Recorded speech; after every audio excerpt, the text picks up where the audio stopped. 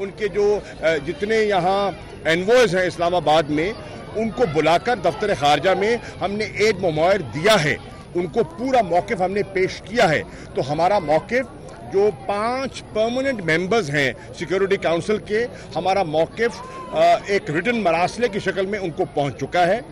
हम उम्मीद करते हैं कि वहाँ वो नौबत नहीं आएगी, लेकिन भारत किसी गलतफहमी में न रहे कि अगर उन्होंने हम पर चढ़ाई की या हम पे जंग मुसल्लत करने की कोशिश की तो हम अपना दिफा करने की सलाहियत भी रखते हैं और अफवाज पाकिस्तान पूरी तरह तैयार भी हैं और हर एक लम्हे की उनको खबर भी है।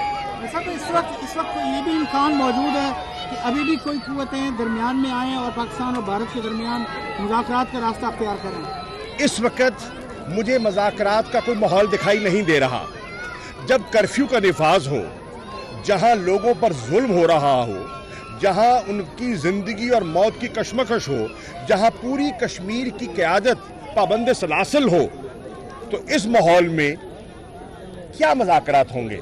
देखिए, 3 फरीक हैं, एक पाकिस्तान है, एक हिंदुस्तान है और तीसरा सबसे ज्यादा अहम फरीक जो है वो कश्मीरी हैं। कश्मीरी इस वक्त सब कैद में हैं, नजरबंद हैं। इस नजरबंदी में और कैद में मुज़ाकरात किससे होंगे और कौन करेगा और क्यों करेगा?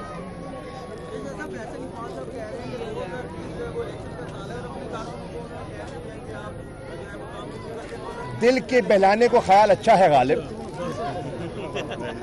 शुक्रिया।